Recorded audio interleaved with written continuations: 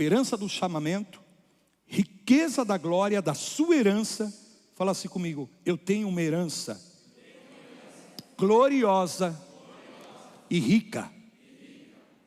Rica em glória. Ei, você não é um pobretão. Em Cristo, aleluia, você não é um necessitado.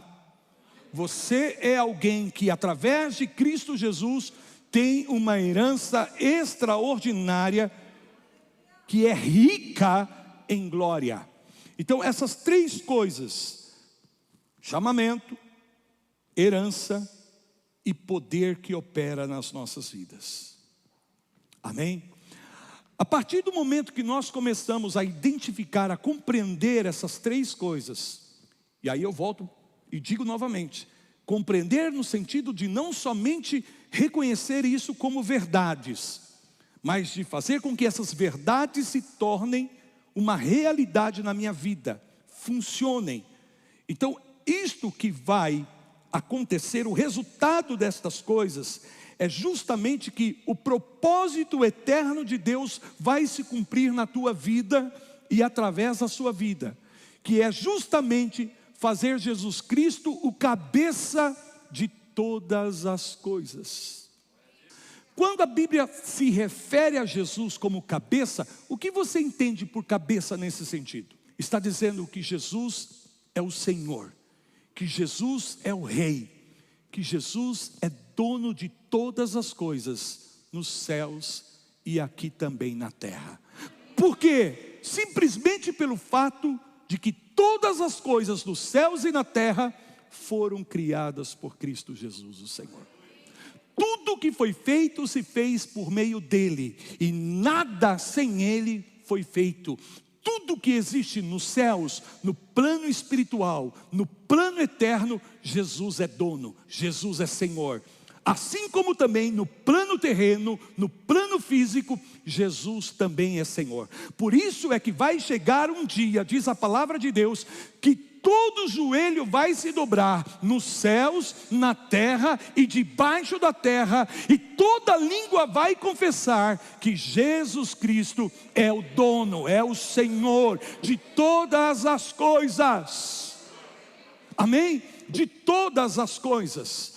Então veja aqui, que quando se refere a coisas, nós estamos inseridos aí, como seres humanos. Cada ser humano é de Deus, pertence a Deus. Amém? Porque foi criado por Deus e feito exatamente a sua imagem e a sua semelhança. Estão comigo? Mas não só as pessoas. A Bíblia está falando todas as coisas, para que Ele seja o cabeça sobre todas as coisas. Está falando de todos os sistemas que regem o mundo. Está falando da educação. Está falando do governo. Está falando do comércio, da indústria. Está falando da tecnologia. Está falando de todas as áreas que constituem, que formam a nossa sociedade. Porém nós fomos enganados, nós como igreja fomos enganados pelo diabo, no sentido de acreditarmos que todas essas coisas na verdade pertencem ao diabo. E nada disso de fato pertence ao diabo.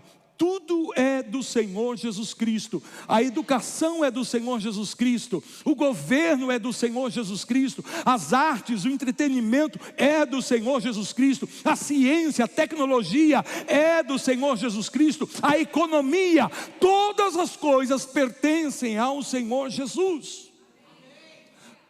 E isso é que significa reino de Deus.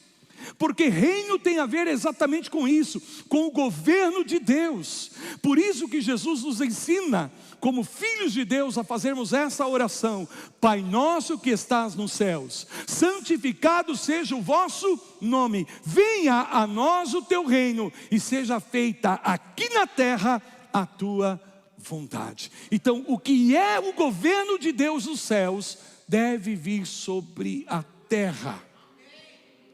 E esse é o propósito original de Deus. Deus criou a humanidade para viver debaixo do seu governo, Porém, o que atrapalhou foi a desobediência do homem lá no jardim. Quando o homem desobedeceu a palavra de Deus, o homem e a mulher transgrediram a palavra, a ordem que Deus havia dado. E o pecado entrou. O pecado corrompeu o propósito original de Deus na sua prática aqui na vida dos homens, na vida dos seres humanos. As confusões, as guerras, as brigas, os desentendimentos, emoções negativas, todas essas coisas surgiram em função do pecado. Então houve o que a Bíblia chama de uma queda. O propósito de Deus não pode ser experimentado por causa da presença do pecado. E aí o que acontece? No plano eterno de Deus, chegaria um tempo onde Paulo fala, a plenitude do tempo, que Deus enviaria o seu Filho sobre a face da terra, e ele então viria para resgatar tudo aquilo que havia sido perdido por causa da desobediência do homem. Então veja, quando Jesus morreu na cruz do Calvário, ele pagou o preço para resgatar, para trazer de volta ao reino de Deus as pessoas, mas também os sistemas desse mundo.